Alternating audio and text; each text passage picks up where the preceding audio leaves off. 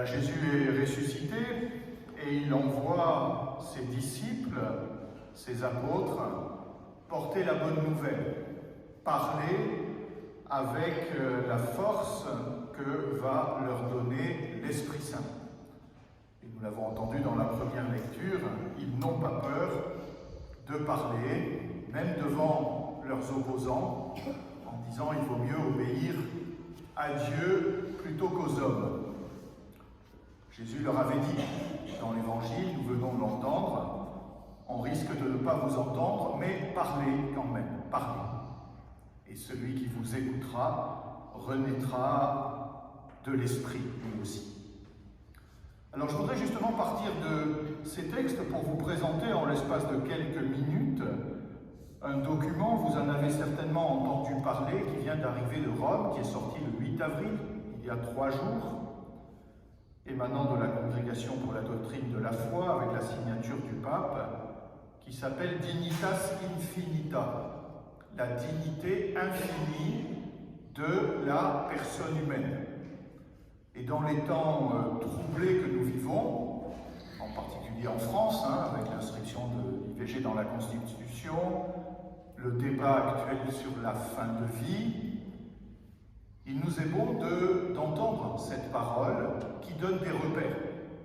Donc je vous conseille vivement de lire ce texte qui n'est pas très long, il y a 66 petits paragraphes, que je vais essayer de vous présenter rapidement, mais qui mérite quand même, pour nous qui sommes bien secoués en ce moment, de revoir les repères que Dieu nous donne. Un texte qui est centré donc sur la dignité de la personne humaine. Et le texte énumère 4 dimensions de cette dignité qui sont classiques en morale. La dignité ontologique, c'est-à-dire le seul fait d'exister, une personne humaine qui existe, quelles que soient les conditions, a une dignité. La dignité morale, qui vient de l'exercice de notre liberté, et ça c'est nous qui la construisions. La dignité sociale, le respect de conditions de vie dignes pour la personne dans la société dans laquelle elle se trouve. Et enfin, 4e dimension, la dignité existentielle, c'est-à-dire comment est-ce que la personne perçoit ou ne perçoit pas, ou perçoit mal sa propre dignité. Donc 4 dimensions de cette dignité humaine qui vont être reprises dans le texte. Alors que retrouve-t-on dans le texte? Au début, des thèmes qui sont chers au pape François, qu'il a déjà développé, nous en avons entendu parler, la lutte contre les abus sexuels dans le monde et dans l'Église, le travail et l'accueil des migrants, la folie de la guerre, le refus de la traite des personnes. Et il rappelle aussi ce que dit le magistère de manière unanime, de manière continue, sur le respect de la personne humaine depuis le début, depuis la conception, donc contre l'avortement, jusqu'à la fin naturelle, c'est-à-dire contre l'euthanasie ou le suicide assisté, ou quel que soit le nom qu'on veuille bien lui donner. Cela, vous voyez, ce sont des rappels. L'Église s'était déjà engagée sur ces domaines-là. Le texte dit même depuis le XVe siècle. Ce sont des thèmes sur lesquels une confirmation est apportée aujourd'hui, mais ce sont des thèmes classiques. En revanche, j'attire votre attention sur les nouveaux thèmes liés justement au respect de la dignité humaine dans les conditions de la société d'aujourd'hui et qui, eux, sont nouveaux.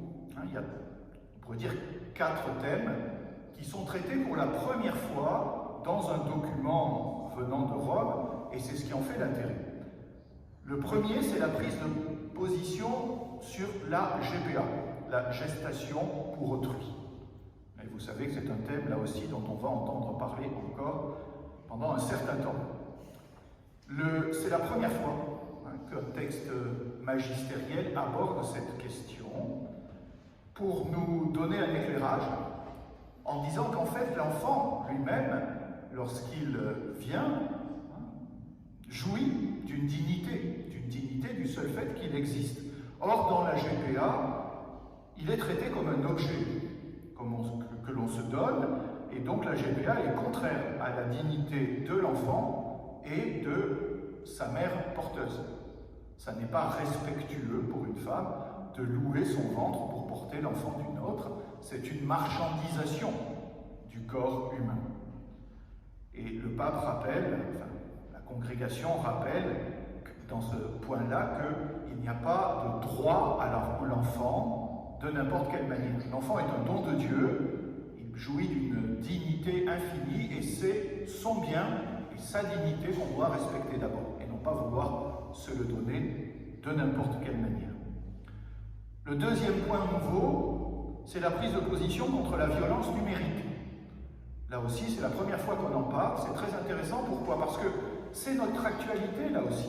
Vous ouvrez les nouvelles, on vous parle de quoi? D'un enfant qui a été tabassé ou tué parce que sur les réseaux sociaux circulaient des bruits, vrais ou faux, à son sujet. Eh bien, le document nous rappelle que justement ces fameux réseaux sociaux peuvent être aussi le lieu de la solitude, de la manipulation, et ils peuvent être le lieu de développement de comportements contre la bonne réputation d'une personne. Il y a donc la nécessité d'une éthique dans l'utilisation de ces réseaux sociaux et du respect justement des personnes dont on parle. Troisième thème, c'est la théorie du genre. Là aussi, le thème d'actualité. Et le document nous dit que cette théorie du genre, cette possibilité de dire « je n'assume pas mon sexe, donc j'en change un peu selon mes souhaits », est une volonté de disposer de soi et de la vie humaine. Or, la vie humaine est d'abord un don. Je reçois ce que je suis. De mes parents qui m'ont transmis mon héritage et mon identité corporelle, y compris sexuée, fait partie de ce que je reçois lorsque je viens au monde. Et je dois respecter cette identité, l'assumer.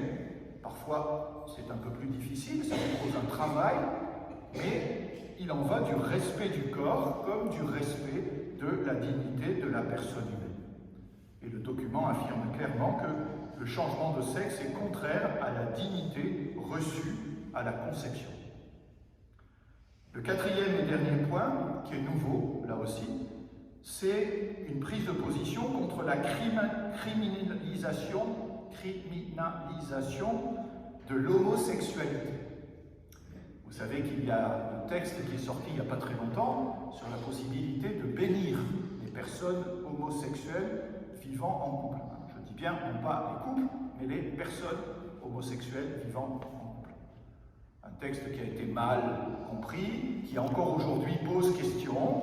On peut en discuter, on en discute nous aussi au niveau du diocèse. Qu'est-ce qu'on peut faire dans ces cas-là? Voilà.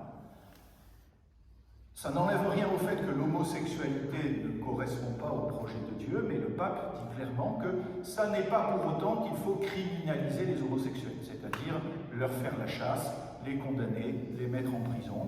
La personne doit être respectée, même si son orientation sexuelle n'est pas ce que Dieu veut. Le but, c'est d'aider la personne à se mettre en chemin et d'avoir une vie qui corresponde davantage à sa dignité et à ce que Dieu veut pour elle. 4 points, vous voyez, qui sont abordés pour la première fois dans un document, ce qui en dit l'importance. Encore une fois, ce que je fais ce matin, c'est très rapide, c'est vous présenter ces points. Je vous invite vraiment à le lire, et notamment ces 4 thématiques nouvelles, la GPA, la violence numérique, la théorie du genre, et la criminalisation de l'homosexualité. Le texte rappelle clairement ces principes qui nous animent, nous, catholiques, vous voyez, dans le domaine de la morale personnelle et de la morale sexuelle. Il est bon d'entendre réaffirmer ces principes, mais le document conclut, et moi aussi, en disant que le rappel des principes ne nous exonère pas, au contraire, de la bonté, de la charité, de la patience envers les personnes. Toujours l'accueil envers les personnes, l'accueil bienveillant envers les personnes, dont le pape lui-même nous donne l'exemple, puisqu'il reçoit lui-même régulièrement des personnes homosexuelles, des personnes transgenres. Ça n'est pas parce que ceci a été fait que la personne a perdu sa dignité. Elle garde sa dignité et elle a besoin d'être accueillie avec fraternité, avec amour. Donc vous voyez, on pose bien clairement les principes, mais en même temps, on accueille toujours avec bienveillance les personnes.